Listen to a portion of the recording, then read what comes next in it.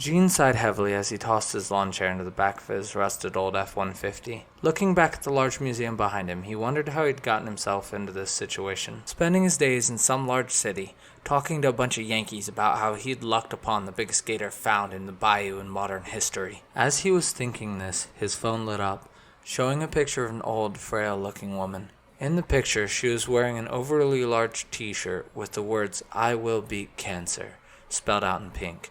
He smiled warmly at the picture before putting the phone to his ear. "Hey, Ma. They taking good care of you down in the hospital?" "Oh, sure. How much more do you need?" "Oh, don't worry. I just got paid for another interview job. I can send it right over." "You get your rest now. I love you too. Bye." Gene sighed inwardly, knowing all the money he'd recently made would barely cover what they were charging her. It was the damn chemo treatments. They were just so expensive, but if it helped his mother, no price was too high. It had always been him and her against the world, ever since he was born. His father was someone that his mother had always spoken highly of, but at the news of her pregnancy, he had just disappeared without a word. They had struggled hard to keep the bills paid, and his mother had worked 2 jobs just to keep food on the table. The way Gene saw it, it was just his turn to take care of her. A few clicks on his phone later, and he was 10 grand poorer, and another bill was paid. Gritting his teeth, Gene pulled open his email. Looking at the plethora of offers for interviews and other guest visits, he hated dealing with all the big city craziness that came with this kind of work, but he knew it was the only way to keep up with the bills that his mother's treatment manufactured. While scrolling through the long list of emails, he saw one that really caught his eye. The tagline of the email was, "Long-term appearance." "Dear Mr. Landry, my name is Douglas Wilding. I am in charge of the bi-monthly Fish and Game Exposition, held here in Washington, D.C. When I heard about your amazing find, I knew I had to contact you. We are interested in offering you a permanent position here in Washington, D.C. All you would be required to do is talk about alligator hunting and your experience with the great beast you caught at our events. For this, we would be willing to compensate you roughly $10,000 per appearance, as well as we could help you in acquiring lodging. I hope to hear back from you soon. Douglas." Gene scoffed at the email. There was no way this was legitimate. He might as well send money to a Nigerian prince.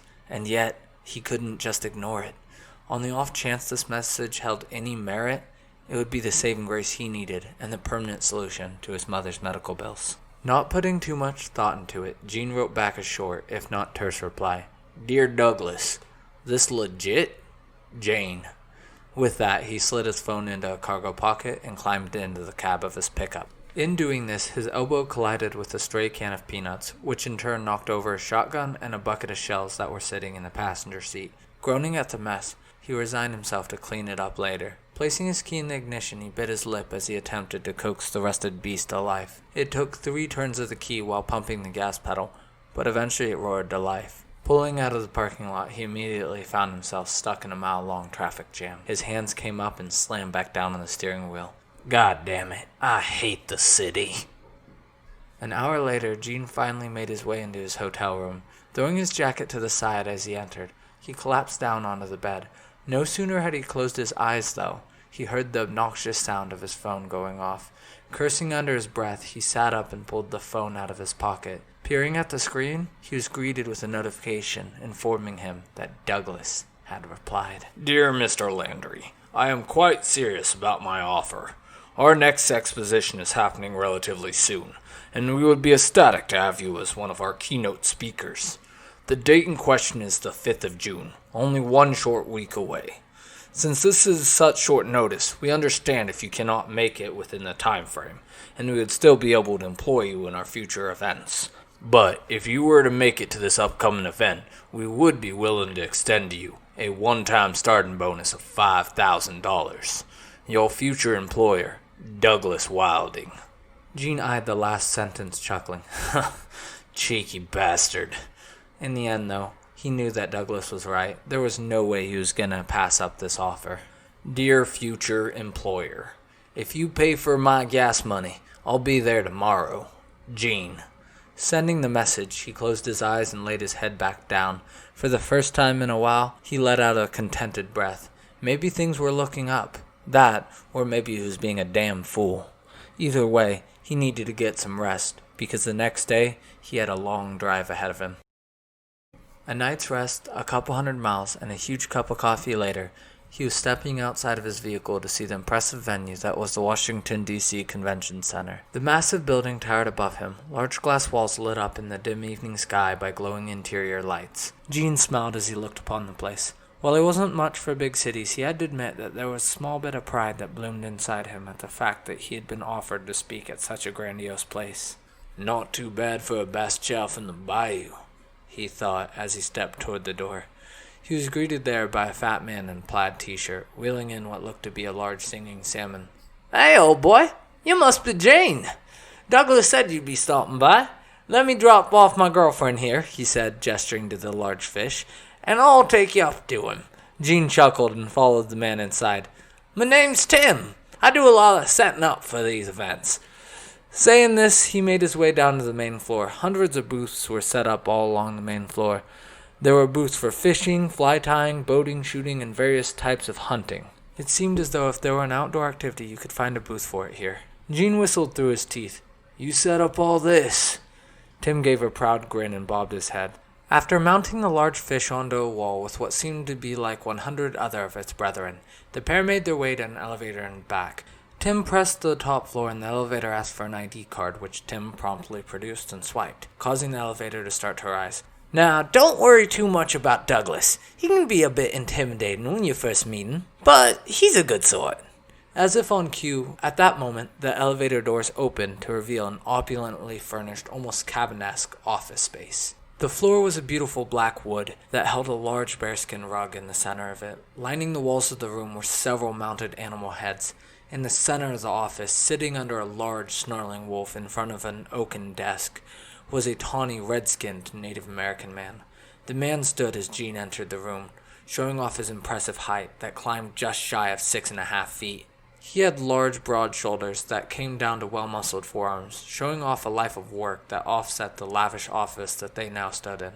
"Come, have a seat, my friend. You've had a long drive. We've set up a room for you for the next 2 weeks in the adjoining hotel to this building.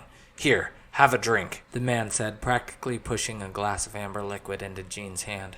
Gene glanced down at the drink and then back up at the man, digesting the last few moments. "So, I'm assuming you're Douglas," Gene said quizzically while giving the drink a sniff. "Oh, where are my manners? Yes, I am Douglas Wilden, and your employer. And as for our first matter of business, I said, have a drink with me," Douglas said, raising a glass of his own to toast with Gene. Gene boffed at Douglas. The man had been in his office for less than 5 minutes, and had told him his lodgings were already picked out, and was now trying to get him drunk. Gene half wondered if he was going to wake up missing a kidney, as he raised his glass up, and then took a long pull off of his glass. "Now," said Douglas, "sit. We can go over your contract as we enjoy drinks." Looking at Douglas, who now sat once again in front of his polished desk, Gene saw the grin on his new employer's face, and noticed how it seemed that it held many similarities to the large wolf hanging above. Putting his glass down for a moment, Gene took a seat, and the two started going over paperwork. As they were going through, Gene noticed a few oddities, though. "Why am I signing an NDA, and one so specific and weird?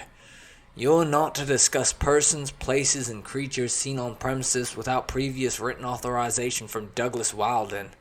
Furthermore, if found in violation of this specific part of your contract, you shall be immediately terminated, and legal action shall be pursued." "Well," Douglas said, "sometimes we have famous persons here on the premises, or may even have animals at the shows. Basically, we want to keep everything under wraps until the show day. It is what keeps everything so exciting. You never know what's going to happen, or what you might see." Good enough for me. I'm not much for gabbing anyway."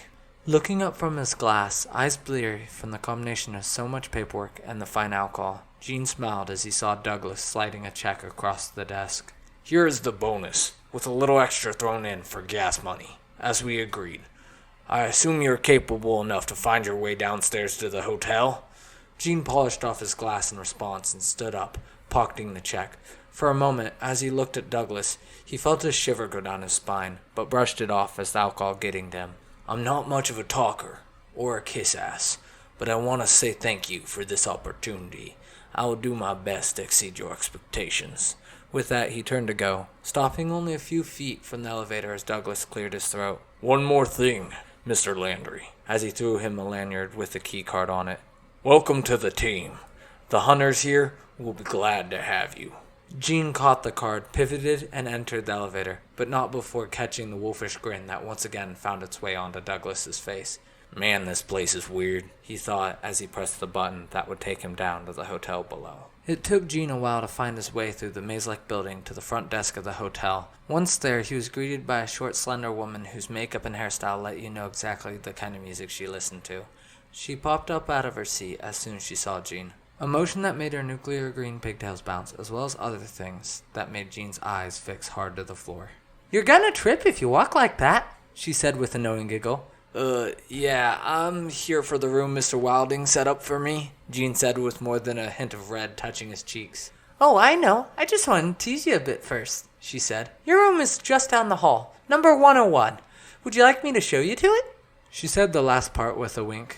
No, I'm sure I can find it," Gene spluttered out, taking the key card she offered.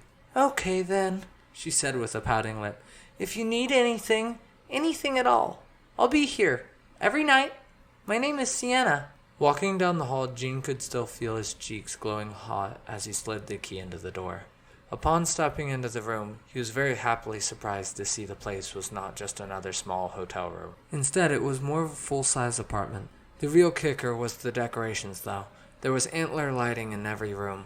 Several Pelton skins lined the floor, and on the black granite countertop sat a bottle and a note. "Welcome to your new home, my friend. Douglas." "It's gonna be weird living here, but I guess it's not all bad," Gene said to himself as he pulled the stopper off the bottle and took a swig. Gene awoke late the next day. Rolling off the bed, he looked at the clock next to him and groaned as it read to him 7:45. "Damn, I slept in." With that, he headed out toward his truck to retrieve his belongings. He wasn't in his cab more than a couple of seconds before he heard a shrill, pained scream echoing in the distance. His hand immediately shot to the stock of his gun. Part of him knew he should just ignore the sound, but to put it simply, it just wasn't the way his mother raised him. Loading some shells into the double barrel and pocketing a couple others, he stepped around the large building to the back alley the scream had echoed from. The scene that greeted him looked straight out of a horror film. 3 burly men crowded a thin, pale woman. Her clothes were all but torn to shreds, and she was bleeding profusely from her arm. One of the men, a bald man with a crocodile tattoo running the length of his arm, turned as he saw Gene entering the alleyway and flashed him a menacing smile. Blood was caked to his teeth, and he swallowed a mouthful of something. "You should keep walking," he hissed. In the same moment, another of the group took a large bite out of the girl's arm, causing her to elicit another agonizing scream. Gene pulled up his shotgun and leveled at the one who had spoken. "I'm gonna say this once. Let her go, you freaks." The one bearing the crocodile tattoo whipped out a knife and boldly stepped closer to Gene.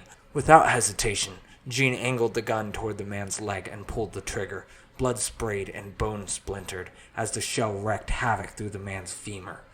The other 2 at this point did not run in fear as Gene had predicted. Instead, they pulled knives of their own and charged Gene. Gene quickly replaced the spent slug with one from his pocket. Lifting the gun again, he fired. This second blast exploded the knee from the other one. It was at that moment Gene noticed the 2 downed men were not screaming in agony as he had thought, but instead the sound coming from their lips was that of cackling laughter. Shivers went down his spine as he noticed this, and it distracted him long enough the third one was able to get close before Gene could get another shot off. In an attempt to both subdue the attacker and protect himself, Gene whipped out the butt of the gun, catching the man in the side of the face, which elicited a sickening thud. The man toppled, then just as quickly sprang up and slid the knife up Gene's forearm. Blood gouted from the gash as Gene hissed in pain, and before he knew what he was doing, Gene had brought the barrel of the gun to the man's chest and pulled the trigger. The loud blast rang his ears. He watched as the man slumped lifelessly to the ground. Glancing around, panicked by what he had just done, He saw the other two he had shot previously were still cackling, and a horrific sight met Jean's eyes.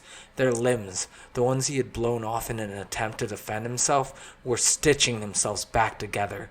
Sinews and fibers of tissue clung together and pulled themselves back up, and Jean thought he was going to be sick. Quickly, he yanked the girl into a bridal carry and then started running. But where would he run? That, my dear listeners, is your choice to make. Maybe he'll run to Douglas's. Maybe then Douglas could call the police and keep them safe in the meantime. Maybe to the hospital. Both of them were quite hurt and will need some kind of medical attention in the end. Or should he go it alone and take her back to his hotel room? Besides, who would believe him anyway? This choice is yours to make, my dear friends. So hop onto our YouTube and vote in the comments on what you'd like to see happen in the next part of Jean's story. Until next time, let's write a story. Let's play a game without the dice.